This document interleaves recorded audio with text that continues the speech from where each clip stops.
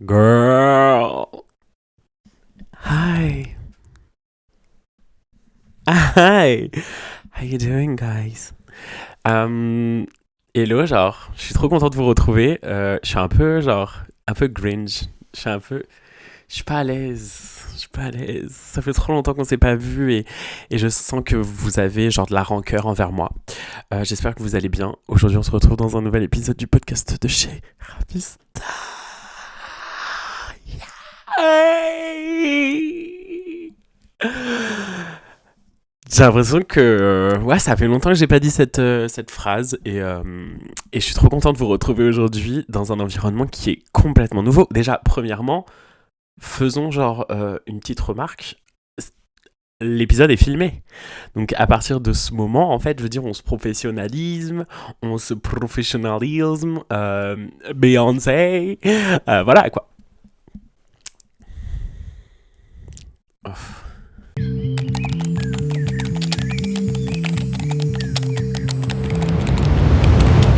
J'ai une petite anecdote sur le début de cet épisode. En fait, de base, hier, je filmais et j'étais en mode non, mais la lumière, c'est pas possible. Je veux dire, la lumière, c'est pas possible. Donc, ce qu'on va faire, c'est qu'on va attendre demain pour faire l'épisode. À savoir que là où je vis, parce que j'ai déménagé, le soleil se couche à 15h39. Donc, hier, j'étais cooked. Genre, vraiment, j'étais cooked. J'ai commencé l'épisode, il était 15h30. Mais c'était mort, ma belle. Genre, il faisait nuit, ça y est, les boutons se sont sortis. Faut rentrer dans son lit et puis faire dodo. Sauf que là, il est déjà, genre, il est que midi. Et I'm cooked, genre, il fait nuit déjà. Donc, vous allez devoir vous satisfaire de ça, de cette lumière. Puis voilà, quoi. Yo, je sais pas quoi dire, je suis gêné. Cet épisode va porter sur ma nouvelle vie au Danemark. Pour les gens qui me suivent sur Instagram, vous avez pu capter que j'ai très récemment déménagé. J'ai changé de pays. Guys, j'ai déménagé, j'ai fait bisous la France. Franchement, avec tout ce qui se passe politiquement, vous me manquez même pas un peu.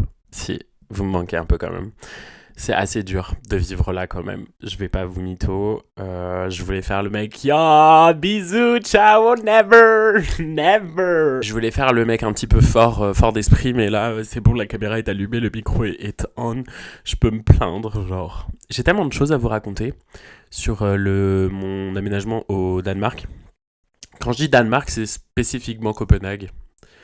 Parce que je connais rien d'autre du Danemark. Je vous jure, c'est trop grave. Genre, je suis arrivé dans un nouveau pays, je savais même pas que j'étais sur une île, genre. Et c'est un gars que j'ai rencontré, il m'a dit, mais tu sais que t'es sur une île, genre, actuellement? Je suis en mode, une île? The Nile is a river. Anyway. Pourquoi Copenhague? Bah écoutez, pourquoi Copenhague? Parce que j'étais venu il y a genre 1 an et demi, un truc comme ça, et la vibe m'a plu de fou, genre le lifestyle, il m'a plu, les gens ils sont stylés ici, la ville est super propre. Je trouve que genre ça offre un cadre de vie qui a l'air genre hyper sain et en fait surtout j'étais guidé par le désir de vouloir genre practice my English. Yeah, because I want to be international. Yes. Well, yes. Non, j'avais envie de pratiquer mon anglais et c'est vrai qu'en Europe, il n'y a pas énormément de... Enfin, si, à part la France, mais il y a beaucoup de pays où on peut parler anglais, mais le Danemark est connu pour très très bien parler anglais et j'avais envie de ça. J'aurais choisi l'Angleterre ou l'Écosse, je vous avoue. Mon cœur, my heart will go to Scotland or England. English breakfast, English people's British. Mais unfortunately, le Brexit, il a tout fucked up. Et du coup, j'ai choisi Copenhague, mais c'est une super belle destination et je suis trop content. Et voilà, c'est ça, ça a été principalement ça ma motivation. Et surtout parce que j'ai toujours eu le désir de vouloir vivre ailleurs qu'en France pendant un petit temps. Je sais que je vais revenir en France, mais c'est juste que j'ai envie un peu de m'escape. Escape my reality. Et en vrai, je trouve ça un peu cunt. Je trouve ça un peu cunt de me dire que genre, je peux déménager, disparaître et genre revenir. Genre un peu Serena dans Gossip Girl. Et en fait, j'adore être aussi un peu la rosta de la famille dans le sens où je suis en mode ouais, bisous y'all, faites votre vie, mais moi je pense que je vais déménager au Danemark. Peace out. Le logement. Alors, les logements, c'est un peu la merde. Genre, je vous avoue, les logements, c'est totalement comme Paris, j'ai l'impression. C'est une merde pas possible. Du coup, moi, j'ai fait le choix un peu simple et plus facile de chercher une colocation parce que, en fait, t'arrives, t'as déjà, genre, le truc est meublé. Toutes les factures elles sont payées, toi t'as juste à genre payer en plus, t'as rien à genre à t'inscrire, etc. Enfin pour moi c'était genre me soulager l'esprit que juste de prendre une colocation et du coup j'ai cherché ça. Alors ici c'est assez spécial, je sais pas si en France on le fait parce que je suis un peu con genre sur Facebook Marketplace. On cherche en France sur Facebook Marketplace? I don't know girl, I don't know. Ici c'est vraiment genre a thing. Facebook Marketplace. Moi, je vous avoue que j'ai genre déterré mon compte Facebook. Euh, J'avais 8 ans quand quand j'ai ouvert ce compte, mais du coup, j'ai dû le réactiver. Et en fait, il y a des annonces et puis toi, tu demandes, t'es en mode Hi, how you doing, guys? Je m'appelle Raphaël, genre, je suis Paddington, genre, j'arrive dans une nouvelle ville et je cherche une coloc fun. Et du coup, c'est ce qui s'est passé. J'ai postulé à genre des millions et des millions d'offres sur Internet. Et je vais vous raconter une petite histoire trop drôle. J'ai trouvé une colocation dans un premier temps où la personne m'a dit genre c'est bon, genre t'es validé, on te valide, t'es pris genre. Et du coup moi j'étais en mode yeah, j'ai une maison genre, je suis trop excitée, je suis trop contente. Et du coup j'y vais, enfin je visite et tout se passe bien. Le mec il me dit c'est bon, c'est ta chambre genre, c'est toi là, c'est toi là, toi t'es ici genre. Du coup j'étais trop heureux. Et du coup j'ai un peu arrêté de genre continuer à chercher parce que du coup j'avais déjà mon endroit à moi. Et sachez que ces personnes-là étaient françaises. Sachez que ces personnes-là étaient françaises. Donc mon propre peuple, ma raison d'être, ma patrie, mon patrimoine économique, genre, et ben ils me font ça et ils me disent en fait, ils m'appellent et ils me disent en fait finalement on va pas prendre ton dossier genre. Et j'étais en mode what? Et alors petite anecdote ici sur le Danemark, en fait t'as pas réellement besoin de dossier locatif, I guess. C'est-à-dire que juste tu te présentes et t'es en mode genre hi, um, on s'entend bien. Si vous vous entendez bien, et ben la personne te donne l'appartement, enfin te donne la chance d'aménager. C'est-à-dire que moi, genre je suis venu avec un PDF, les gars, genre que j'ai fait avec les comptes bancaires de mes garants, genre qui sont mes parents, mes 15 genre derniers bulletins de salaire, mes impôts, mes trucs, j'ai tout ramené sur un PDF et genre quand je me suis présenté dans une coloc, les personnes ils étaient en mode genre salut ça va tu fais quoi dans la vie et tout, donc je raconte et après je suis en mode bon vous voulez voir mon dossier locatif et ils étaient en mode bah non non t'inquiète, genre c'est juste pour voir si on match en termes de vibe. C'est pas dingue, c'est de la dingue non? Mais ça, tu vois, je trouve que c'est vraiment une différence culturelle qu'il y a entre la France et nous. C'est que nous, même genre dans le plus paumé des villages, il va falloir créer un dossier locatif et se battre, genre. Alors qu'ici, pas du tout. C'est genre, ici, ils sont en mode, on te fait confiance sur tes fonds. On n'a pas envie de regarder genre ce qu'il y a sur ton compte bancaire. Juste si on vibe, si on, genre, on te fait confiance juste avec la... Ouais, la vibe, quoi. Putain, je suis conne ou quoi, je sais pas parler. Je m'énerve. Le coût de la vie, cher, très cher, trop cher. It's giving like manger du pain et boire de l'eau, genre. C'est trop cher ici, je peux pas. Marie-Antoinette, elle a contrôlé le pays à un moment donné. Je sais pas ce qui s'est passé, mais je sais pas. C'est lunaire. Franchement, c'est lunaire. J'ai l'impression que c'est plus cher que Paris, genre en termes de courses. Et l'expérience grocery shopping, non, on n'y est pas. On n'y est vraiment pas. Et ça, il faudrait que je vous raconte un peu, peut-être un peu plus tard, parce que c'est pas le plus important. Mon travail et les perspectives professionnelles, je sais pas si on va aborder le sujet, parce que honnêtement, genre, est-ce que, genre, j'ai toujours pas d'avenir professionnel. Enfin, en fait, je suis venu ici en me disant juste que je vais avoir un shitty job et comme d'hab et cultiver mes passions et cultiver mon esprit et battre la société de consommation capitaliste. Voilà. Je suis so rock'n'roll à dire des phrases comme ça. Je suis so camp rock. Non, mais honnêtement, genre, j'aimerais trop avoir un job qui me plaît. Bah, ça, je pense que c'est le goal de tous. Mais j'ai arrêté de me poser, genre, la pression là-dessus. Et je me dis juste, genre, je dois travailler parce que je dois travailler. Parce qu'on vit dans cette économie-là. Mais j'essaie de trouver en tout cas des jobs qui me permettent d'avoir la liberté de pouvoir exercer ce que j'ai envie de faire sur le côté. Donc la peinture, j'aimerais énormément en étant à Copenhague euh, faire parler un peu plus de ma peinture. Et voilà.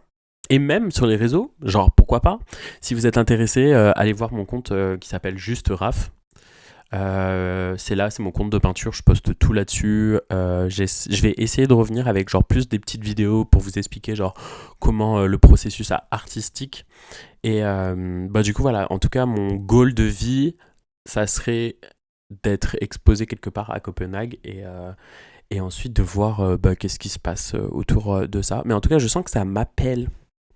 Genre, yo, la magie est quelque part. Genre, je sens que c'est trop bizarre, mais depuis que je suis ici, j'ai l'impression qu'il y a tous les gens qui me parlent de ça, genre qui me parlent de l'art. J'ai reçu genre un message d'une abonnée, bah, pas une abonnée, mais une meuf, quoi, qu'on se suit mutuellement, qui était en mode genre, j'aime trop ce que tu fais. Et je suis commissaire d'exposition et j'espère qu'on pourra travailler ensemble et tout. Et j'étais en mode, oui, ça. Et ensuite, j'ai commencé à recevoir plein de notifications, genre de comptes en mode des galeries qui like des photos à moi. Mais genre, je sais que ça va aller nulle part, ce genre de truc, mais j'ai l'impression que c'est l'univers qui m'envoie des petits messages en mode genre, continue là-dessus, continue, ya, grave. Et donc voilà, ça c'est un peu mes plans. J'ai envie de reprendre la peinture, sauf que c'est vrai que là, actuellement, je vis dans un appartement qui fait genre 9 mètres carrés. 9 ou 10 je crois.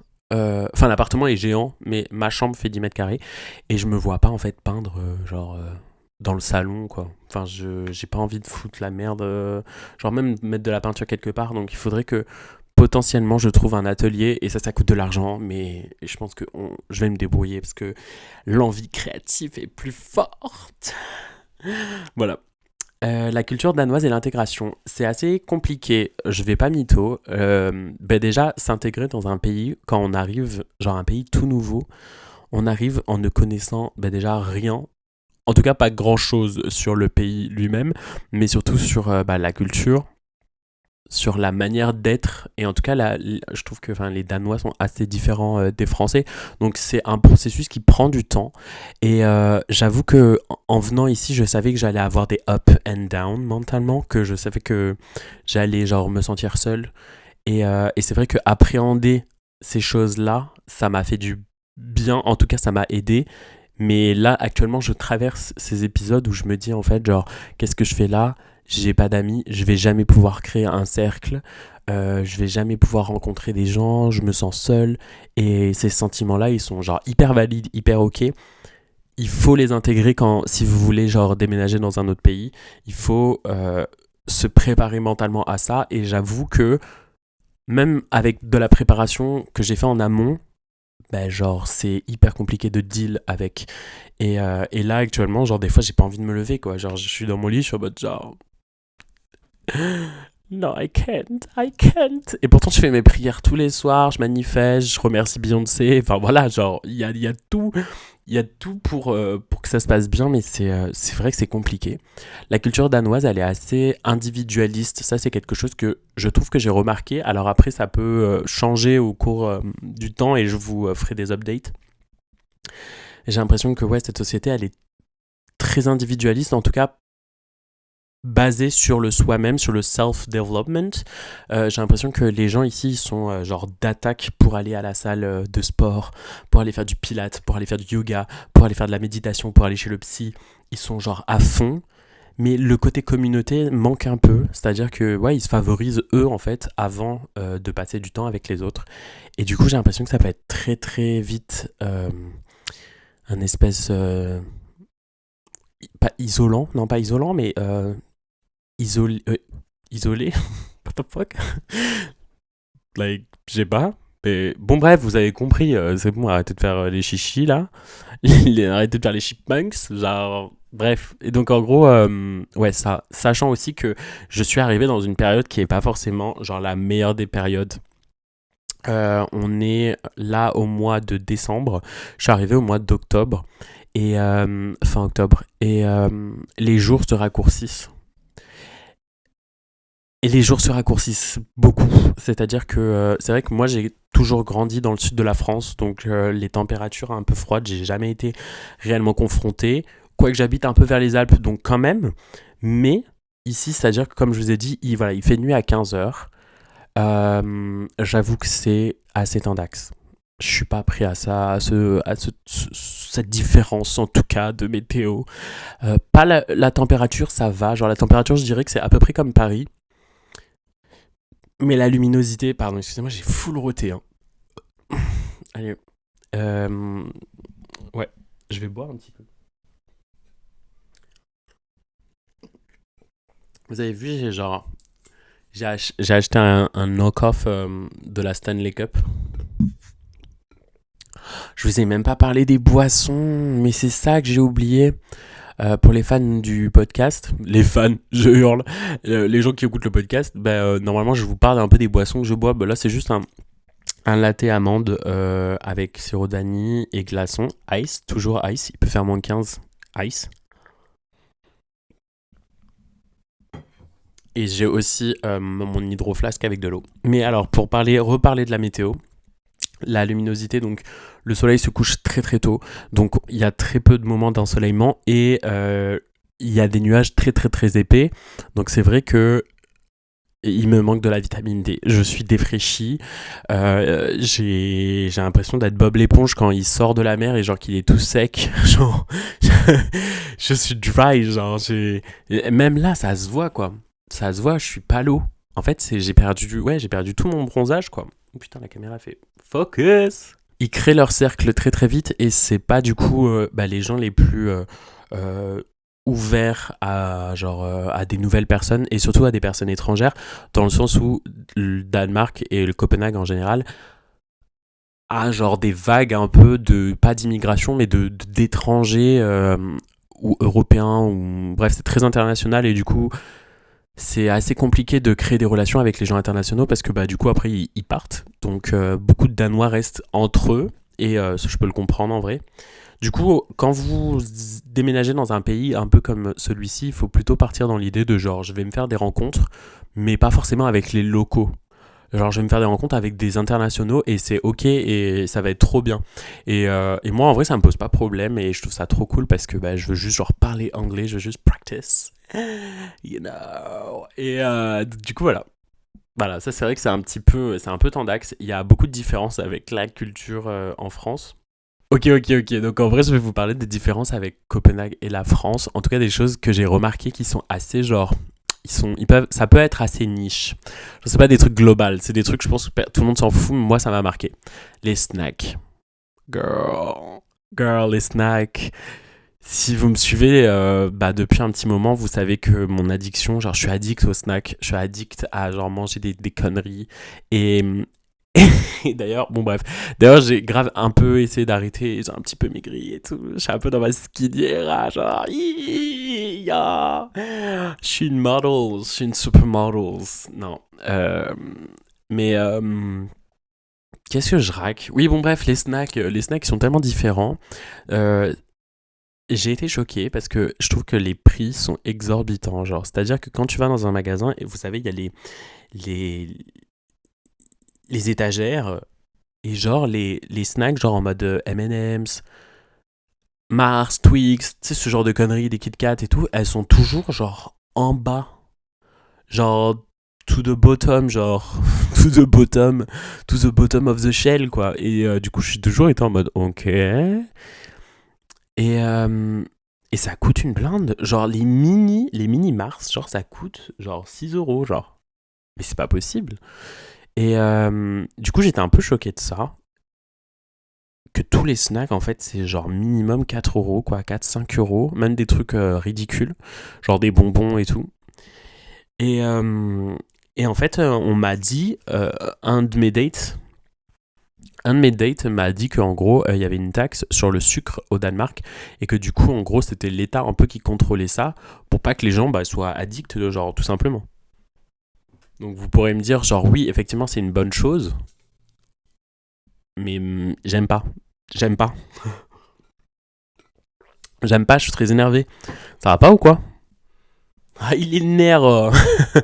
Il est nerf que j'ai quand j'ai vu ça, quand j'ai appris ça, mais ça va pas la tête. Non mais on est où? Mais du coup voilà ça, et ils sont très très fans aussi du réglisse.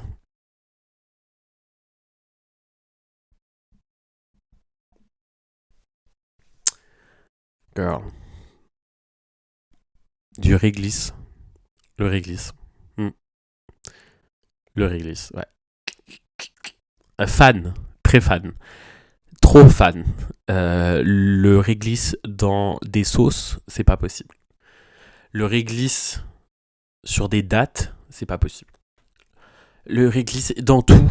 Dans tout, tout est au réglisse, tout est au réglisse, il y a des rayons de réglisse, tous les rayons de bonbons c'est du réglisse. Tu prends un truc au hasard, tu sais que c'est aromatisé au réglisse, ça n'a aucun sens. Des amandes au réglisse, ça n'a pas de sens. Où est-ce qu'on est? Qui suis-je?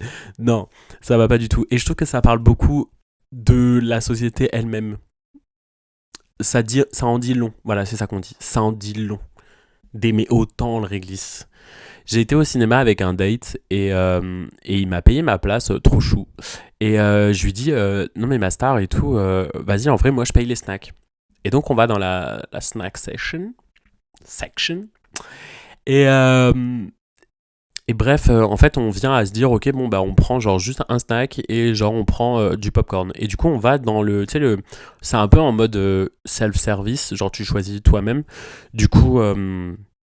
je lui dis ouais genre tu préfères du sucré ou du salé et il me regarde et il est en mode genre bah je crois qu'on va prendre celui-là et je fais ouais mais du coup tu veux enfin il me disait la taille et du coup je lui dis non mais tu veux sucré ou salé et il me dit quoi sucré salé et je dis bah non mais moi je préfère sucré il me dit mais de quoi tu me parles genre je fais, mais j'ai du popcorn genre, on est où tu vois et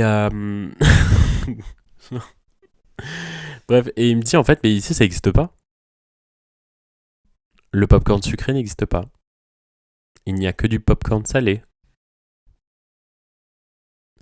À this point, genre vraiment, je serais pas choqué s'il y avait du popcorn au réglisse. Genre, c'est pas possible. Ce n'est pas possible.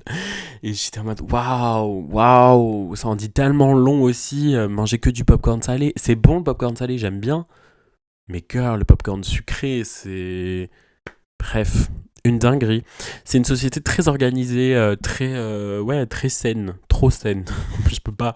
Et je pense que mon ange gardien, il m'a envoyé ici pour régler mes issues avec ça, quoi. Parce que moi, je suis quelqu'un de trop... je suis trop snack, je suis trop genre... pas de contrôle sur moi-même, pas de sport, allez hop, on s'en fout, on va en soirée. Et du coup, je pense qu'il m'a envoyé dans une société assez genre responsable, construite, pour que ça change un peu ma mentalité. Voilà. Écoutez vos anges gardiens, pas trop. Genre, écoutez-les, mais pas trop. J'avais mis sur mon vision board déménager à l'étranger et vraiment mon ange gardien il s'est dit ah l'occasion parfaite, let's go. Alors où est-ce qu'on va l'envoyer où c'est strict? Franchement il m'aurait envoyé en Russie. Non peut-être pas. S'il m'aurait envoyé en Russie là il me voulait du mal je pense. Il voulait pas que je revienne. Mais ouais. Ouais c'est chaud. Franchement c'est chaud. Pour vous raconter un peu ma backup story et je pense que je l'ajouterai à mon livre autobiographique parce que je trouve que ça fera un chapitre hyper cunt, hyper stylé. En gros, comment je suis venu pour m'installer ici? Je l'ai fait d'une manière un petit peu non conventionnelle, dans le sens où je vous conseille pas du tout de suivre mon exemple pour le coup, parce que c'était pas très bien organisé. En gros, euh, je suis parti en Écosse pendant 2 semaines, un peu plus de 2 semaines, et ensuite j'ai pris un aller sans retour, Copenhague, sans rien avoir booké, sans avoir d'appartement, sans rien avoir. Et j'ai réservé une auberge de jeunesse pendant un mois. Une auberge de jeunesse la première auberge de jeunesse que j'avais fait il y a un an, qui est très bien d'ailleurs, nice, ça s'appelle Urban Campers or something. Et du coup, j'avais booké pendant un mois, et à la fin de ce mois, j'avais rien. Voilà, ça c'est mon moment un peu achievement. Je suis très fier de ça, dans le sens où je me suis genre battu pour avoir un logement et au final, voilà, ça s'est très bien passé, ça s'est tout déroulé. En fait, je suis parti avec cette mentalité de me dire tout va bien se passer, tout va se passer comme sur des roulettes. Et yeah, everything will be okay, everything will be alright. Mon ange gardien est là derrière moi. Mais j'avoue que des fois je me chiais dessus, des fois je pleurais, des fois j'ai fait des crises d'angoisse. Mais c'est normal, c'est le chemin, c'est le process. Et yeah, trust the process, guys. Voilà. Je sais pas en fait. Soyez spontané, genre. Pas du tout. Soyez pas du tout spontané parce que du coup j'ai perdu beaucoup d'argent. La meilleure chose à faire, ça aurait été de booker un appartement avant de venir ici. C'est vrai que pour les papiers, etc., pour trouver du travail, il faut un appartement, mais il faut aussi un CPR number. On va pas rentrer dans les détails parce que je pense que vous vous en foutez. Je pense pas que 90% de ma communauté a envie de... Ma communauté, des gens qui écoutent... je suis mort, ma communauté. Des gens qui écoutent ce podcast sont en mode genre, ouais, franchement, merci Raph. Je déménage demain, bisous. On se rejoint, on se boit un café. Donc non, on va pas rentrer dans les détails. Allez chercher sur internet. Si jamais vous voulez que je rentre dans les détails, dites-le moi, avec grand plaisir. Moi je suis RH, moi je fais tout. Moi, les mecs. Et moi tu me passes un micro, mais moi je te raconte la vie, moi. Ça c'était mon imitation des hommes. Voilà. Et qu'est-ce que j'apprécie dans cette nouvelle vie? L'aventure, j'ai le fun. Non, qu'est-ce que j'apprécie dans cette nouvelle vie? Franchement, l'espace que cette ville propose. J'ai vécu à Paris pendant 2 mois. Un peu plus de 2 mois, il me semble. I don't know. J'ai eu tellement de vies, genre, parallèles. Genre, premier degré, j'ai vraiment eu tellement de vies parallèles que je suis un peu en mode, genre, qu'est-ce qui se passe? Suis-je dans la Matrix? Interstellar? Ouh. Non, mais du coup, oui, j'ai vécu 2 mois à Paris, mais j'avais pas trop kiffé dans le sens où c'est une ville tellement anxiogène, Paris. 12 millions d'habitants, genre. Les rues sont tellement petites, dans le sens où, genre, tu te sens très vite, genre, on dirait englobé par les buildings. Et pourtant, t'as l'impression, tu te dis, ouais, ça va, c'est des buildings qui sont pas très hauts. Haussmann, il avait tout prévu le bougre. Mais Haussmann, guys, franchement, allez dans le Marais un samedi. Allez au Marais. Au Marais. Guys, je peux pas. Cette ville, elle est grounded everywhere. Genre, n'importe où, n'importe quand, il y aura du monde. Il m'arrivait de prendre... Mais je vous ai déjà fait un épisode là-dessus. Hein. Mais je me plains. Hein. Je me plains de Paris et je me replaindrai. J'adore Paris et j'ai envie d'y vivre. Mais c'est pas possible de prendre le métro à 23h et d'être genre... d'être comme en heure de rush. C'est pas possible. Et c'est vrai qu'ici, Copenhague, c'est une ville qui a genre 600 000 habitants. Genre, je crois que c'est plus petit que Marseille, genre. Et parce que Marseille, c'est 1 million, un truc comme ça. Bref, avec la périphérie. Et pas moi qui fais de la géo, genre ouais, avec la périphérie et les villes. Après, la communauté rurale. Ouais. Donc ouais, 600 000 habitants. T'as l'impression d'être dans un village. Ça veut dire que tu prends ton vélo et genre tout est à 20 minutes. Tu peux tout faire en vélo ici. Et ça, j'avoue que c'est quelque chose que j'avais envie de vivre, dans le sens où j'ai envie de vivre dans une petite communauté.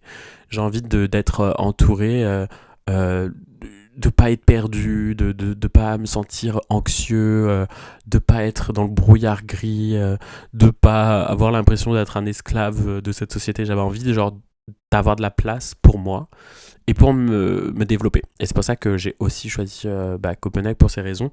Parce que tu respires, quoi. Vraiment, c'est ça, tu respires et yes, quoi.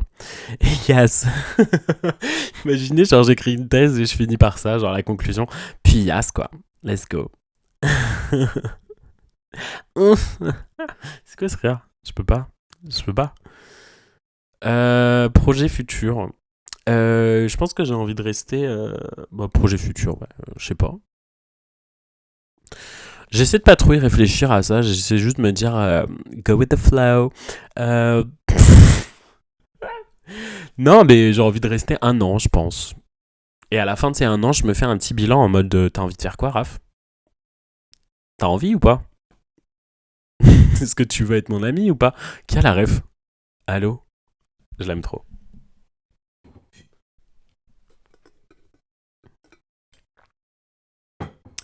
Je suis tellement fier de pull up cette gourde. Vous en avez tous rien à foutre, mais je l'ai payé 10 balles. La Stanley, ça coûte 58 euros. Vous ne me mettrez jamais en cage. Je suis tellement un produit de la consommation. Je suis tellement un produit. Non, attends, c'est quoi?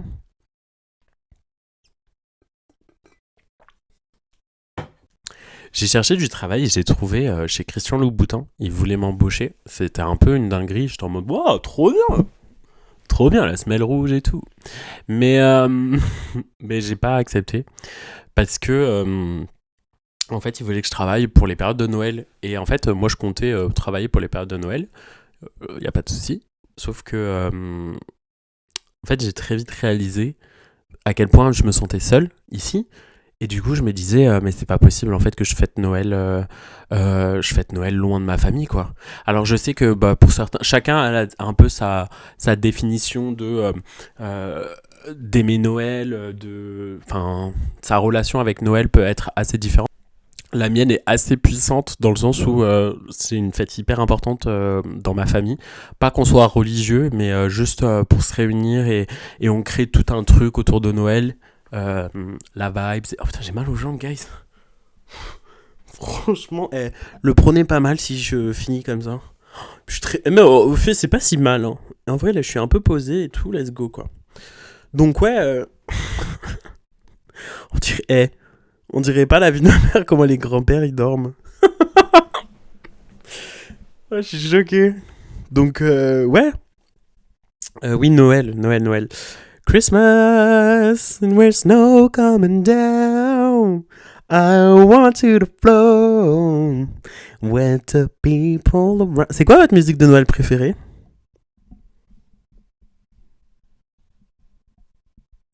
Moi, je sais pas. Je pense ma musique de Noël préférée, c'est It's a marshmallow world in the winter.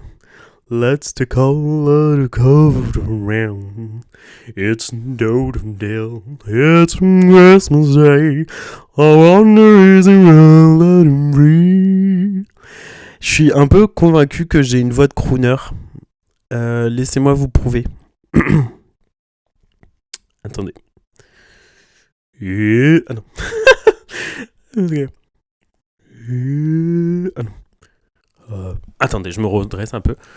Have yourself a merry little Christmas. If the face alive from the rain. You. Et donc, ouais, je me voyais pas passer Noël tout seul ici, quoi. Je me suis dit, putain, t'imagines, genre, moi, là, comme ça, avec des snacks à 10 euros. Non, je peux pas. Je peux pas. Du coup, bah, j'ai pris un aller, allez hop, un aller-retour le sud, quoi. Mon chien me manque. Elio me manque. Ma créature, ma bête, mon Frankenstein. Je sais pas si je vous ai déjà dit que j'avais un chien sur le podcast. J'ai un chien. Il s'appelle Elio. Pourquoi il s'appelle Elio? Parce qu'on l'a eu en mois d'août. Et Hélio, c'est le dieu du soleil, je crois, en grec. Et Hélios. Et aussi parce que j'adore le film Call Me By Your Name. Mais ça, c'est un peu secret. Parce que mes parents sont homophobes.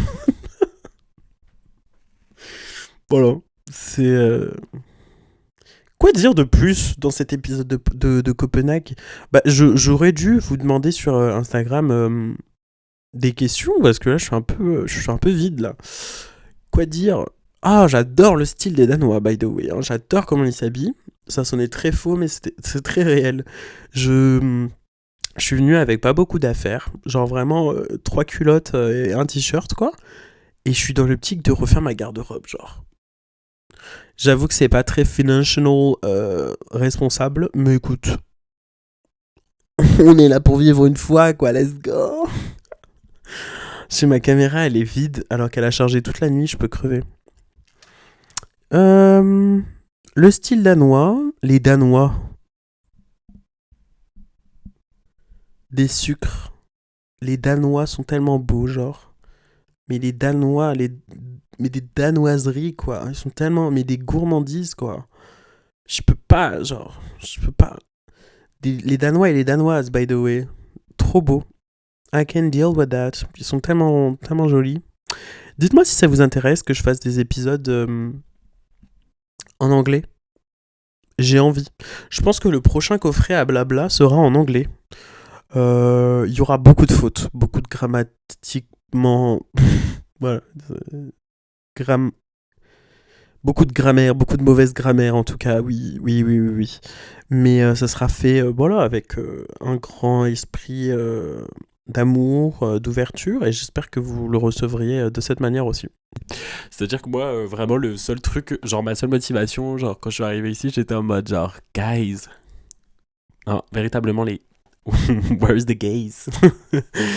Hum, Pas trop là, pas trop. Il n'y a pas grand chose. Il n'y a pas de quartier gay. Bye! Je vous fais des bisous. Je vous embrasse. Prenez très soin de vous. Et ça me fait tellement plaisir de pouvoir reprendre le podcast. Je vous aime. Ne m'oubliez pas. Voilà. Yes. Pensez à moi des fois. Please. Parce que j'ai pas de personne pense à moi.